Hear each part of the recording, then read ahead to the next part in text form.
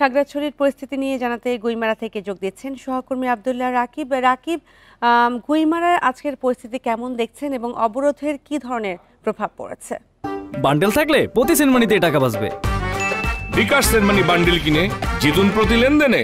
আমরা আসলে গতকালকে যে জায়গায় আসলে একটি ঘটনা ঘটে, উত্তেজনাকর পরিস্থিতি এবং সংঘাতময় পরিস্থিতি হয় গুইমারা বাজার থেকে 1 কিলোমিটার দূরে যে রামসুর বাজার বলা হয় সে এলাকাতেই আছি আমরা। এখানকে আসলে পরিস্থিতি একেবারেই থমথমে এবং দেখছি আসলে যে ক্ষতচিহ্ন গতকাল যে সংঘাতের পরে এখানকার যে বাড়িঘরগুলো রয়েছে এবং যে প্রতিষ্ঠানগুলো রয়েছে আমরা দেখছি একটি এনজিও ভবনের পুরো 3 তলায় একেবারে ভেঙে চুরে আগুন লাগিয়ে শেষ করে দেওয়া হয় এবং পাশেই হলুদের একটি গুদাম রয়েছে, সেখানেও একেবারে কাঁচা হলুদ সহ সেগুলো একেবারে পুড়ে যায়।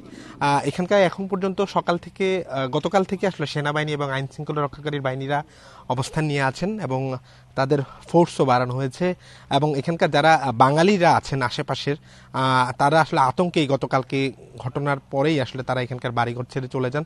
সকালে অনেকে ফিরে এসে আসলে তাদের যে বাড়িঘরগুলো দেখছেন তারা আসলে একেবারে বিহ্বল। তারা বলছেন যে তারা জন্মের পরে এই ধরনের ঘটনা আসলে দেখেননি। পাহাড়ি বাঙালিদের সাথে যে সম্প্রীতির চিত্র সেটি এই এলাকাতে ছিল এবং কখনো আসলে এখানে এই ধরনের ঘটনা ঘটেনি।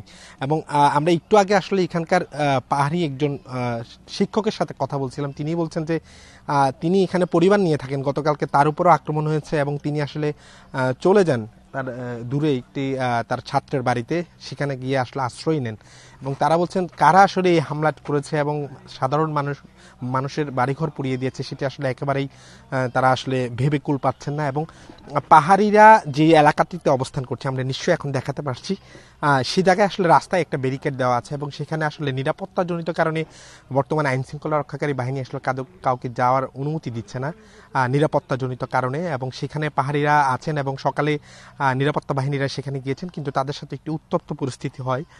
তবে এখন পর্যন্ত পরিস্থিতি শান্ত বলা চলে গতকালকের পর। এবং এইখানকার আমরা দেখেছি সকাল থেকে চট্টগ্রাম শহর থেকে অর্থাৎ ক্যান্টনমেন্ট থেকে এবং র্যাব থেকে প্রায় 27টি গাড়িতে নিরাপত্তা বাহিনীর কর্মীরা এখানে এসেছেন এবং তারা হয়তো বা এখানকার যে পরিস্থিতি সেই পরিস্থিতি সামাল দেওয়ার জন্য এবং পরিস্থিতিকে নিয়ন্ত্রণে আনার জন্য সব ধরনের ব্যবস্থা করছেন। এবং এখানে বাঙালি যে কটি ঘরবাড়ি আছে এবং পাহাড়িদের যে ঘরবাড়িগুলো আছে বেশিরভাগই ক্ষতিগ্রস্ত এবং পুড়ে গেছে, ভাঙচুর করা হয়েছে একেবারে পাকা কাঁচা যে বাড়িঘরগুলো আছে সেগুলো।